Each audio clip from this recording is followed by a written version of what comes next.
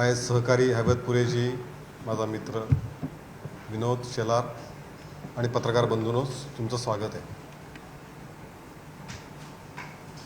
खरं म्हणजे महाविकास आघाडी संजय राऊत आणि शरद पवार अशा गप्पा नेहमी मारताना आम्ही ऐकायचो. तुम्हीच ते दाखवत असाल की 25 वर्ष ही आघाडी राहणार, 25 वर्ष आम्ही एकत्र राहणार. पण ही महाविकास आघाडी सत्तेच्या गाजराची पुंगी निकामी झाली. त्यामुळे आज महाविकास आघाडीची तिघाडी बिघडल्याचं चित्र समोर येतं. केवळ सत्तेच्या गाजराच्या पुंगीसाठी हे तिघाडा पक्ष, ज्यांच्यामध्ये कुठलंही ध्येय नव्हतं, एक धोरण नव्हतं, 3 दिशेला तोंड होती, पण सत्तेसाठी एकत्र आली आणि त्या सत्तेतही एकमेकाशी भांडत राहिली. आणि आता सत्ता गेल्यानंतरनं आत्ता जी पहिलीच विधान परिषद निवडणूक होतीये, या विधान परिषद निवडणुकीमध्ये एकमेकावर कुरघोडी कशी करायची याची स्थिती, अवस्था आपल्याला दिसतंय. महाविकास आघाडी म्हणजे विकसनशील विकासाच्या मार्गावर निघालेल्या महाराष्ट्राला लागलेलं ग्रहण होतं. ही तिघाडी फुटण्यास सुरुवात झाली आहे. त्यामुळे हे ग्रहण सुटायला सुरुवात झाली आहे असं म्हटलं तर वावगं होणार नाही. 5 जागांची निवडणुका आत्ता विधान परिषदेच्या जाहीर आहेत. पण या 5 जागांच्या निवडणुकांसाठी निवडणुका ज्यावेळी जाहीर झाल्या त्यावेळी मोठ्या मोठ्या बाता केल्या गेल्या. हेच सांगितलं गेलं की महाविकास आघाडी अभेद्य आहे. मात्र या ऐक्याच्या गर्जना केवळ पोकळ होत्या. या पोकळ गर्जना केल्या गेल्या हे काल स्पष्ट झालं. बंडखोरी, नाराजी आणि भ्रष्टाचार या 3 वैशिष्ट्यांनी महाविकास आघाडी सध्या ग्रासली आहे. राष्ट्रवादी भ्रष्टाचाराने ग्रासली आहे. एकमेव महाराष्ट्राबाहेरचा खासदार आहे, तो भ्रष्टाचारामध्ये अडकला आहे. महाराष्ट्रातही काय सुरू आहे तुम्हाला माहिती आहे सगळं. बंडखोरी म्हणजे काँग्रेसची अवस्था तर अमरावतीमध्ये त्यांना ते अक्षरशः एबी फॉर्म घेऊन फिरत होते. उमेदवार मिळत नव्हता, कसाबसा मिळाला. आणि नगरमध्ये ज्या उमेदवाराला एबी फॉर्म दिला, उमेदवार जाहीर केला, त्यांनी फॉर्मच भरला नाही.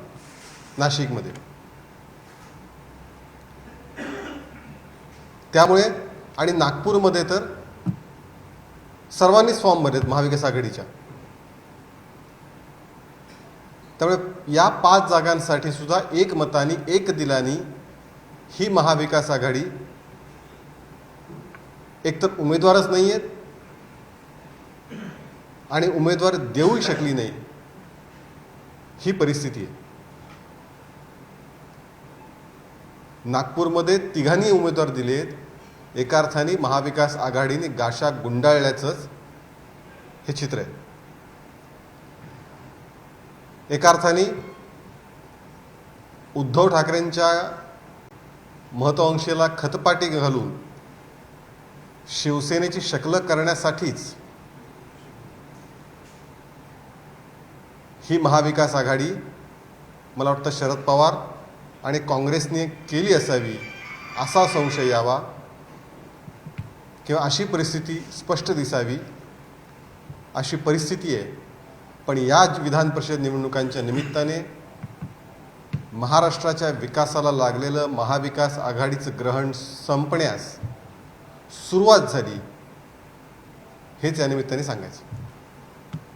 ही चांगली गोष्ट आहे. असे प्रत्येक राजकीय पक्षाची एक स्ट्रॅटेजी असते. त्यामुळे त्या त्या ठिकाणच्या सगळ्या गोष्टींचा अंदाज घेऊन प्रत्येक ठिकाणची परिस्थिती, राजकीय परिस्थितीचं अवलोकन करून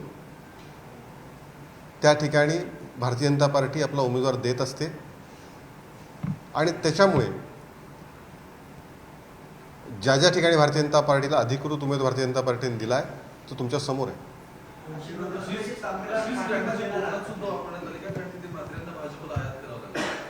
नाही, असं आहे की तो शेवटी आघाडीतला पक्ष आहे ना, आघाडीतला घटक पक्ष आहे तो. भाजपा सोबत, शिंदेसाहेब भाजपा सोबत आहेत.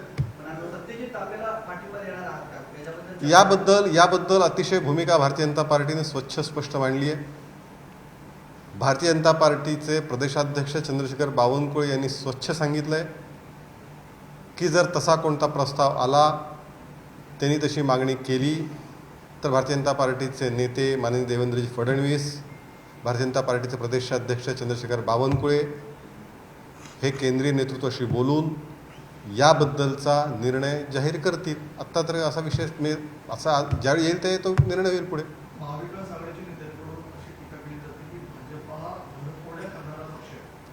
खरं म्हणजे मला हे हसू येतं महाविकास आघाडीच्या पक्षाच्या नेत्यांचं.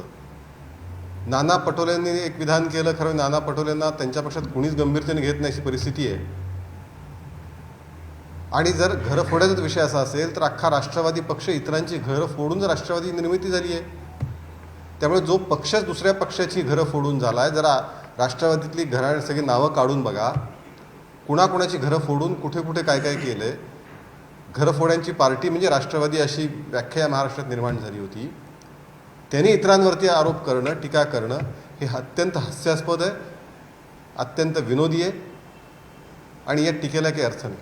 शिंदे गटाला यामध्ये कुठे स्थान नाही असं दिसलं एक म्हणजे. दुसरं म्हणजे अगदी आता मुंबई महानगरपालिकेच्या सिलेक्टची सुद्धा जी निवडणूक आहे त्यामध्ये सुद्धा जे राज्यपालांची पहिल्या मला असं वाटतं ती पण भाजप पण नाही असं आहे की मुळामध्ये या सगळ्या प्रकारामध्ये म्हणून तर तुम्ही त्यादिवशी उदय सामंत पत्रकार परिषदेत उपस्थित होते ज्यावेळी म्हात्रेंची घोषणा झाली आणि या निवडणुका पहिले 2 उमेदवार जाहीर करायचे होते.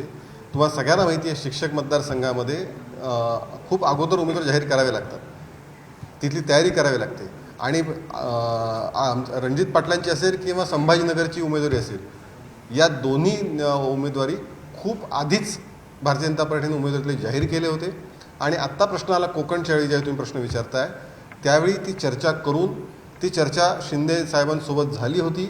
त्यात बाळासाहेबांच्या शिवसेनेसोबत चर्चा झाली होती आणि त्या चर्चेतनंच उदय सामंत म्हणून तर तिथे आले होते. त्यामुळे असा काही प्रश्नच येत नाही विश्वास न करण्याचा.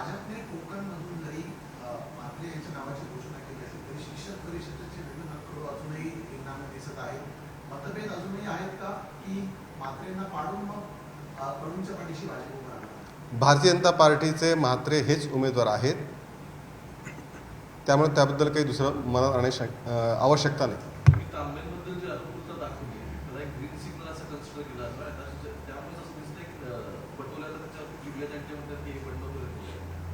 नाही, ग्रीन सिग्नलचा प्रश्न काय याच्यामध्ये? मी असं म्हटलं, ग्रीन सिग्नलचा मुद्दाच नाही याच्यामध्ये. मी असं म्हटलं की जर समजा कोणी उमेदवारांनी विनंती केली, आता त्या ठिकाणी अंधेरीमध्ये विनंती केली, तुम्हाला माहिती असेल उद्धव ठाकरे यांच्या शिवसेनेच्या नेतृत्वाने उद्धव ठाकरे यांनी त्या सगळ्या याच्यामध्ये विनंती केली गेली की अशा प्रकारची महाराष्ट्राची परंपरा आहे, तुम्ही लढवू नका. भारतीय जनता पार्टीने त्या ठिकाणी सन्मान केला त्या विनंतीचा. महाराष्ट्राचं वातावरण चांगलं राहावं, एक जे वेगळं वातावरण आहे महाराष्ट्रामध्ये त्याच्यात ते तसंच राजकीय पुढे राहावं, यासाठी भारतीय जनता पार्टीने त्यावेळी सन्मान करत अंधेरीच्या ठिकाणी पोटनिवडणूक न लढवण्याचा निर्णय घेतला.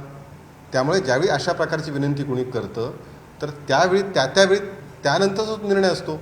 त्यामुळे ज्यावेळी विनंती केली जाईल त्यावेळी केंद्रीय नेतृत्वाशी बोलून, मग देवेंद्रजी फडणवीस असतील, चंद्रशेखर बावनकुळे जे असतील, हे आमच्या नेतृत्वाशी बोलून त्या संदर्भातला निर्णय घेतील.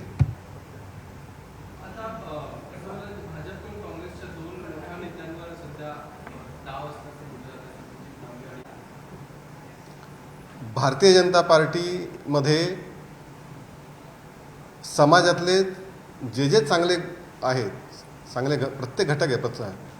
भारतीय जनता पार्टी हा काही बंदिस्त असा पक्ष नाही. समाजातले चांगले नेते, चांगले कार्यकर्ते भारतीय जनता पार्टीत नेहमीच येत असतात. आणि सर्वसामान्य कार्यकर्त्याला इथे संधी मिळेल असं वाटतं, त्यातून भारतीय जनता पार्टी के लोकांचा ओढा असेल तर त्याच्यामध्ये इतर पक्षांनी आपलं आत्मचिंतन केलं पाहिजे की म्हणजे काँग्रेसने तर विशेषतः म्हणजे राहुल गांधींची भारत जोडो यात्रा त्यानंतर आता काय ते हात जोडो, अधिक कार्यकर्ता जोडो हे काँग्रेसला अभियान करावं लागणार आहे. कार्यकर्त्यांमध्ये विश्वास निर्माण करावा लागणार. जनता तर विश्वासापासून कोसो दूर आहे आता काँग्रेसपासून, पण आधी काँग्रेसने आपल्या कार्यकर्त्यांचं कार्यकर्ता जोडो त्यांना तो काम केलं पाहिजे. नुसतं भारत जोडो ठीक आहे, पण भारत जोडोच्या काळात सुद्धा ज्यावेळी महाराष्ट्रातून यात्रा जात होती त्या काळात त्या पट्ट्यामधले काँग्रेसचे कार्यकर्ते भाजपामध्ये येत होते. आणि आता तर उमेदवारसुद्धा तुमची उमेदवारी भरायला तयार नाही.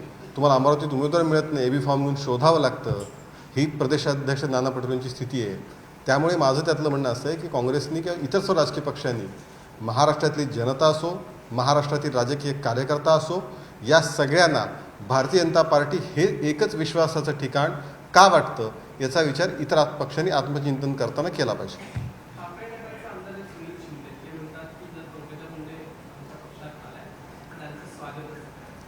मुळात ठाकरे गटांचीच संख्या किती हा पहिला मुद्दा. दुसरा मुद्दा, पंकजा मुंडे आमच्या राष्ट्रीय नेत्या आहेत आणि भारतीय जनता पार्टीमध्ये त्या सक्षमपणे नेतृत्व करत आहेत. त्यामुळे मुळात शिंदेंचं, उद्धव ठाकरे गटांचं काय म्हणजे मला खरंच त्यांच्या कौतुक वाटतं त्यांचं अशा प्रकारचं काही बोलणं.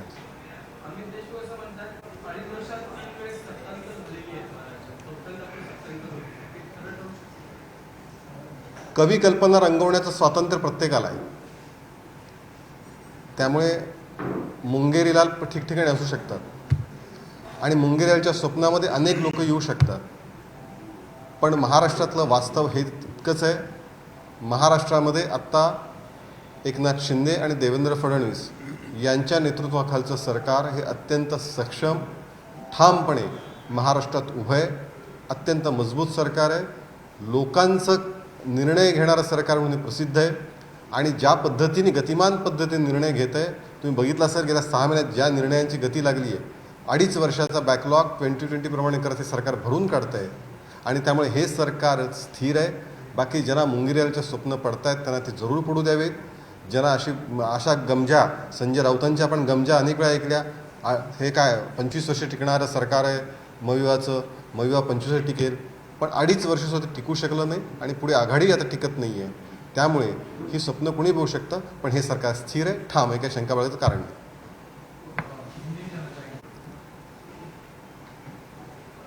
तीनों पार्टियों में किसी प्रकार का तालमेल नहीं था.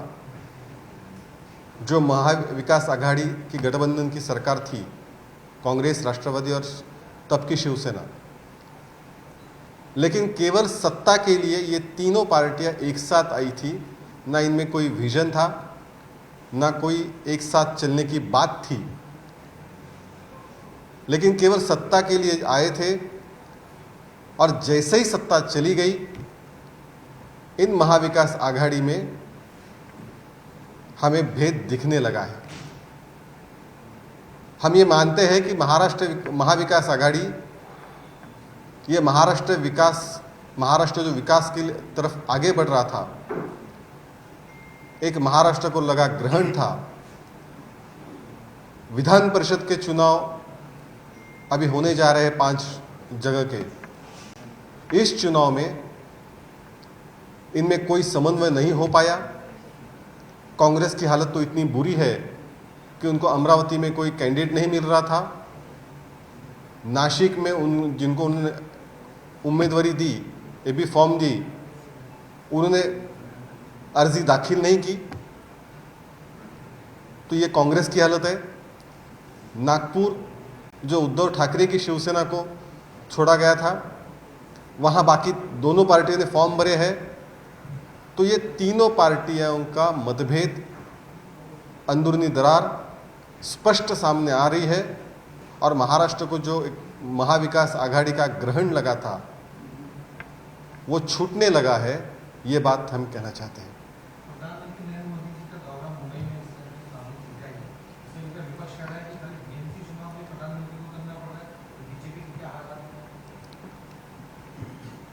हम भारतीय जनता पार्टी हमेशा विकास की बात करते हैं